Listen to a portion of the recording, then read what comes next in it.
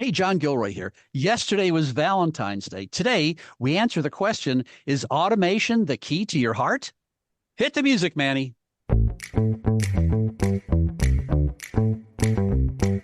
Welcome to the Federal Tech Podcast, where industry leaders share insights on innovation with a focus on reducing cost and improving security for federal technology. If you like the Federal Tech Podcast, please support us by giving us a rating and review on Apple Podcast. Welcome to the Federal Tech Podcast, the podcast that connects you to federal technology leaders. My name is John Gilroy, and I will be your moderator. Our guest today is Thomas Kinsella, co-founder and chief customer officer at a company called Tines, Tines. Well, Thomas, yesterday was Valentine's Day. I think it'd be appropriate to have someone from Tines on the podcast and talk about what they do. We all know what a tined fork is, and I think we know what a fork in the road is, but maybe we can apply that to our federal listeners. So, Thomas, quick thumbnail sketch of your background and why you started the company or co-founded the company Tines. Yeah, so I worked in technology for 10 years. I worked mostly in information security. So I worked in consulting for a little bit. I ran investigations teams in eBay and PayPal. And then I worked in security operations, kind of mostly in the SOC, but also in incident response, and kind of ran a security infrastructure, threat intelligence, and e-discovery, fraud, all that sort of security teams. And while we were there, we experienced the same challenges that a lot of security teams face. So we were struggling with the challenge of way too much work, way too many alerts coming in. It's hard to hire and find and train and keep good staff. And then that sense of inevitability around incidents, that sense that you're going to get compromised, you're going to get hit by something at some point. And we looked around, we asked all of our peers, hey, what are you doing? And a lot of people said, you know what, we're struggling with the same issues. And we started Tines because when they said, we're using automation, we couldn't find an automation platform that we liked. We knew we had some strong opinions on how to automate, but we couldn't find anything that we thought was doing a good job. And we said, actually, we think we have a reasonably interesting philosophy on how to automate. And we are building and have been building for the last 6 years the platform that we wished we had when we were working in industry. And we're also trying to build a company that we wish we could have worked with. So, treating our customers right. And that's why I'm the chief customer officer right now. So big picture, you're a security automation platform that has direct application in the federal government. Exactly. So we're a security automation platform. We're not just for the federal government. So we've got hundreds of customers. The vast majority of them are tech focused, but really we're just an automation platform. But now we've got, a lot of federal government customers who are using us to automate their repetitive manual tasks and to connect to a whole lot of tools and automate their processes. And in the process of doing that, they're elevating their team. They're making their team a little bit happier. They're automating the pain away. And then they're allowing that team to focus on, much more impactful company or department or organization specific risk reduction efforts. So you'll hear me talk about zero trust. You'll hear me talk about, I suppose, the value realization that they can have. But a lot of the value is that you're keeping your team happy and you're giving them, meaningful work and not letting them get burnt out. And that's really the core aim the reason we started. It's a hard job working in security, and if you can, make sure that your team are enjoying themselves a little bit more, they'll stay around, they'll do a better job, they'll be more satisfied, and you'll be a more effective team as a result. So, Thomas, I went to your LinkedIn profile. You went to Trinity College, kind of a prestigious college over there in Dublin. Everyone can hear your Irish accent. So I'm going to give you a question out of Trinity College here. So there is a Russian novel called A Day in the Life of Ivan Denisovich. Is that the name of it? I think that's what it is. And I was thinking about that this morning. Thinking about a day in the life of a security practitioner. And the day in the life of a security practitioner, whether it's in Dublin or Washington, D.C. or Brisbane or whatever it happens to be, but you get alerts, you get false alerts, you get alert fatigue. You get data comes and goes, and should you pay attention to it or not? Then you get a tool that may or may not work, and then you get another tool that works for this. You got a toolbox of different types of spanners, as you would say, and different types of hammers and everything else. And at the end of the day, you look around and go, well, I wasted a lot of time. And I think that's what the security automation platform does. It goes, okay, poor Thomas here, he's about to jump out the window. How can we help this guy? And that's what your position was when you were about to jump out the window and you decided to build a better tool or set of tools, huh? That's exactly it. So the day in the life of a typical security analyst, you're, responding to alerts. So an alert can come in, you might need to look up the indicator. So the indicator compromise, the IOC in one tool. You might need to create a ticket in another tool. You might need to contact the user and say, hey, do you recognize this activity? You might need to see, hey, do we have any other alerts associated with this? And if you do, that'll take you, maybe 15, 20 minutes, maybe half an hour to close. And if it's actually a real incident, now you're going to be busy. You're going to be spending time actually, remediating that incident. The challenge there is that process is painful, and you've also got the challenge that if you do well, you want to improve that detection, but you also, as you get new tools, want to build new detections. As you build new detections, the better you get at detecting, the more you have to respond to. And we figured that actually, those steps can all be automated. So the step of creating a ticket in a ticket management system, it could be Jira, it could be ServiceNow, it could be Times, it could be your own custom homegrown case management system. That's actually just connecting to an API. The step of enriching an IOC in a tool, it could be a cloud tool like VirusTotal, it could be something like Recorded Future, or it could be your own homegrown internal database, or even looking it up against some honeypot data or something like that. The task of contacting a user and saying, hey, do you recognize this activity? That could be on Microsoft Teams. It could be by email. It could be on Slack. Those steps are all actually really easy to take. They just take a little bit of time. But that process, if you get all that information, you can make a decision as a human being very quickly. And the idea of getting all that information in one place is the kind of the core of Times, connecting to these different tools. So the automations part, all of this can be done in scripts, but we've made it super easy. So we've got a platform, it's cloud or self-hosted. We've got a platform that you can connect to any tool regardless of whether or not it's homegrown or whether or not it's commercial, incredibly easily. And then you can chain together all those individual steps. So you can, chain together 5, 10, 50 steps, and you can kind of fork your logic to say, if somebody recognizes this activity, maybe we, automatically lock that, or maybe we automatically close that incident. If somebody says, I don't recognize this activity, or if we see actually that hash is bad, or that IP address is, super unusual, then you can say, all right, we need to lock that account. We need to ban that hash. We need to, quarantine that device. We need to run some forensics on that device. We need to contact IT or something. You can, all those individual steps, they're actually all incredibly easy for an automation platform to take. And we've got hundreds of playbooks, hundreds of examples of playbooks, but in reality, we'll allow you to build your own. And the beauty of Times is it's no code. So there is obviously code in the back end, but it's designed so that anybody who's familiar with the process is able to automate their own repetitive tasks. So if you know what the process looks like as an analyst or as an engineer, you're going to be able to automate it within Times. You don't have to be a developer. And what we found is that there's loads of companies that have scripts and loads of organizations that have scripts that do some of these tasks, that enrich, hashes, or that, process vulnerability management reports. But they're not super flexible. They're not super durable. Once somebody leaves, there's going to be challenges with, that data or that script, failing or something like that. But also, it takes so long to stand up and to maintain those scripts that if you're not a developer, you shouldn't be maintaining. So with a platform like Times, it's really easy to automate all those processes together. Yeah, real easy. If you're listening to this, you can fire up your little computer there and go to YouTube and type in Times, and you can visually see. I mean, I've talked about no code, low code, and you write it down and you look at the words, and but just watching the design, it's almost like putting a whiteboard.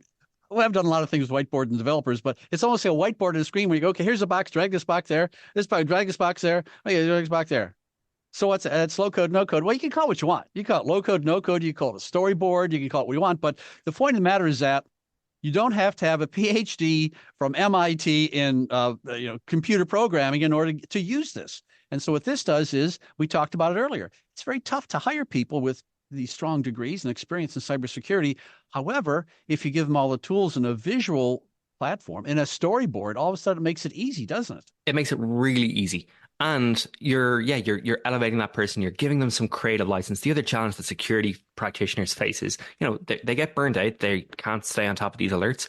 But also, if it's overwhelming, and if you don't think that you've got a way out, that's what burnout really is. So if you're able to, I suppose, use your creative energy to solve your problems and to even go that step further, you become more satisfied. But also, a lot of people get promoted. A lot of people get, they get a lot of job satisfaction out of it because they're able to, build, they're able to create. You're empowering them to solve their own problems, and I suppose with the benefits of the platform, you can create services for other people as well. So if you're like, oh, actually, I've noticed that everybody seems to be enriching this IP address, or everybody seems to want to look up what that person's job title is, or wants to look up where that, device, or when that device was, created or onboarded, you can do all of that, and then you can, offer that as a service to everybody else, either as an API or internally as a workflow as a service, which is really powerful. Well, if you're listening to this in the summertime and you're listening to that Irish accent,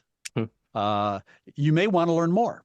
And so if you want to learn more, I went to the site this morning, tines.com. They have a blog there with a very interesting title. It's called Cybersecurity in 2024, 5 Predictions from Our Co-Founders.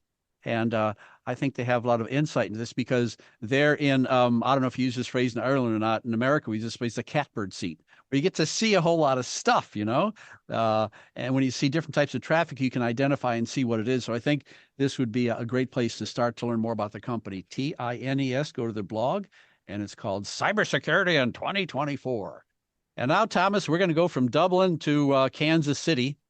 If I was in Kansas City over the weekend, I may go to breakfast and have a stack of pancakes.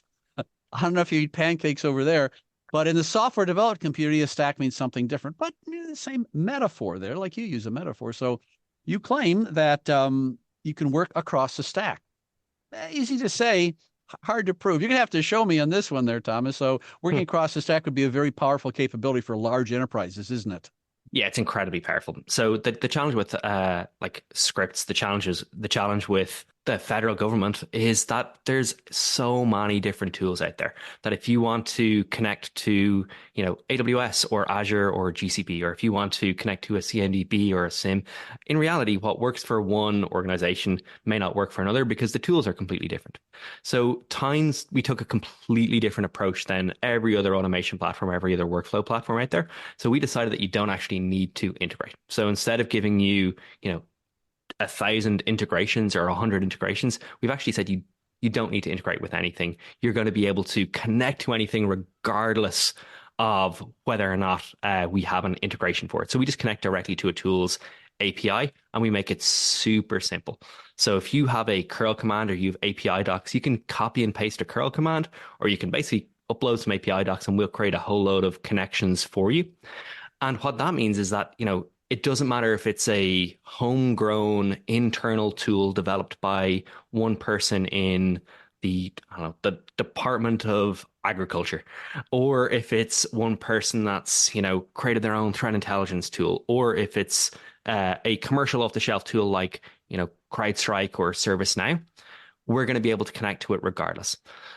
That's an incredibly powerful approach because as long as it's got an API, we're going to be able to integrate with it properly and have a powerful experience with it. It's a definitely a different approach, but we make it super simple. People can get started automating in minutes rather than in hours or days or weeks or months. And there's a whole lot of case studies on our website as well that talk exactly about that talk about the ability to connect to a tool and, without having to rely on somebody else to build and manage an integration for you. It's really, really, really simple and really powerful. I'll be in the classroom tonight and tell my students that in order to be terrific, you got to be specific. And when it comes to minutes and hours in the federal government, you have a specific reference on your website because you talk about a federal organization. And I think it's the Oak Ridge Laboratory folks.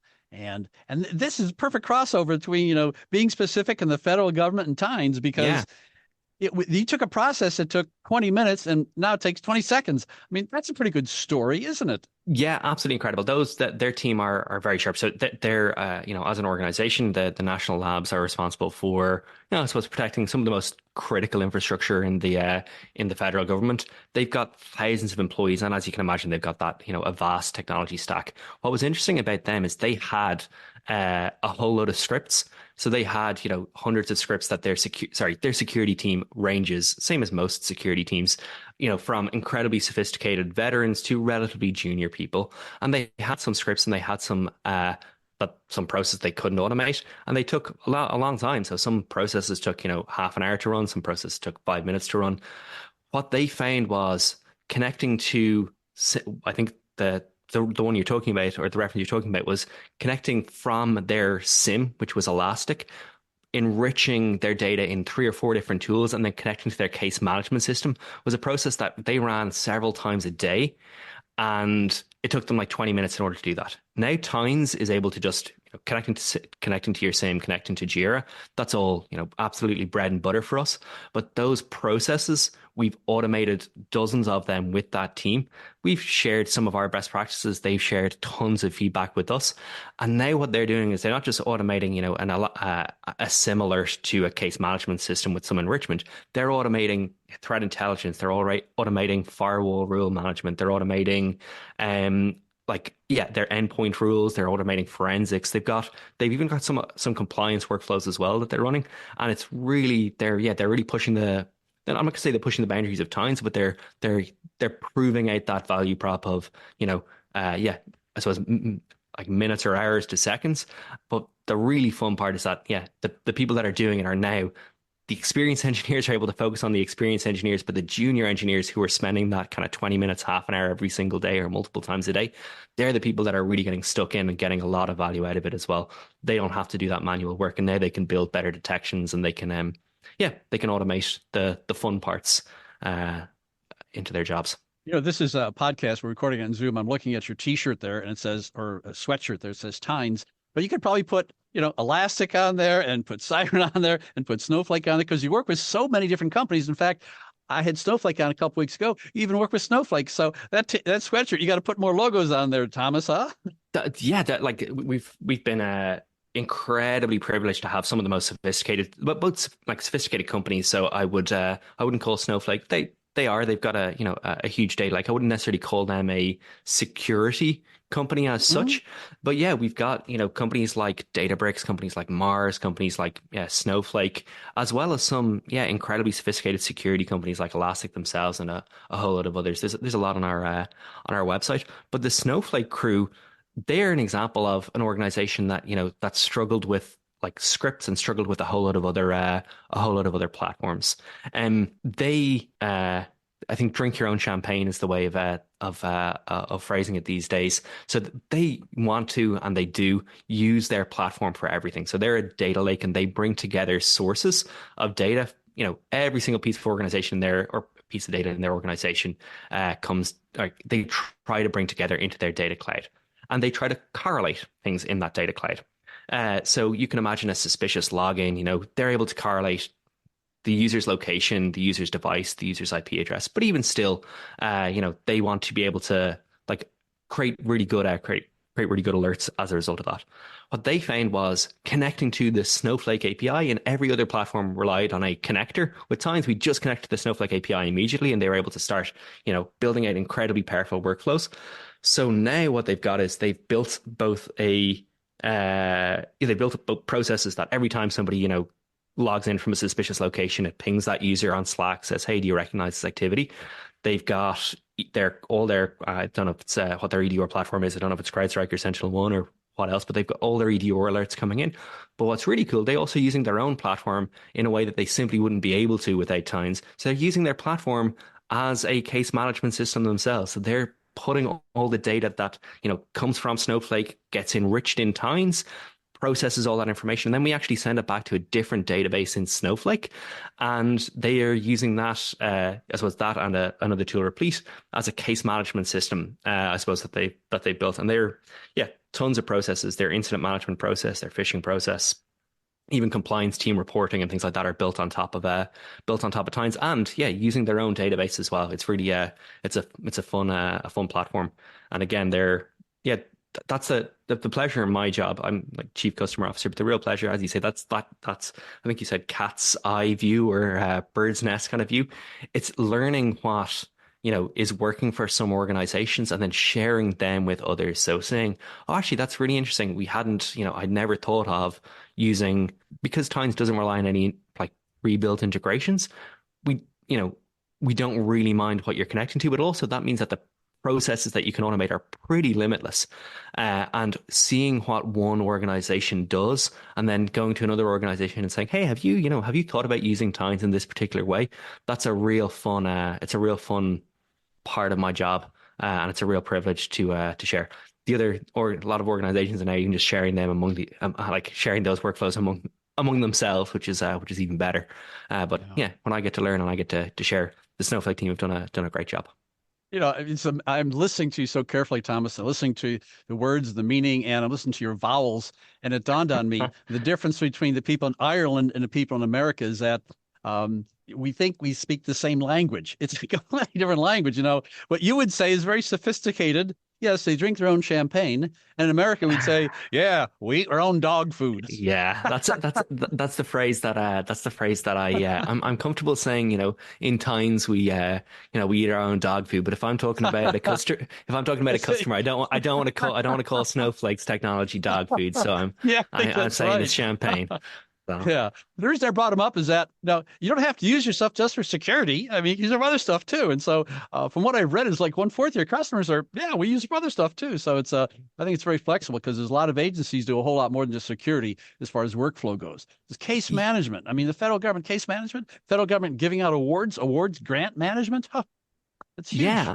And so the way it happened, I'm a security practitioner. So is my our CEO, my co-founder Owen, and so are a lot of the general like first couple of employees, and a lot of the team are familiar with security. But what we noticed was, and this happened from the very start, but we didn't start deliberately selling to these organizations. Or to these teams, I suppose. What we found was that the security team would be, automating a process, and it could be something like offboarding employees when they leave the company. Typically, that's a security team's responsibility because they get dinged if somebody still has an account in, 30 days or 60 days or 90 days, and the security team would offboard an employee, them using Tines, where they're just hitting checking, hey, does the email address thomas@tines.io exist in this system? If it does, automatically suspend that account, and then after 30 days or whatever, you can disable that account, etc.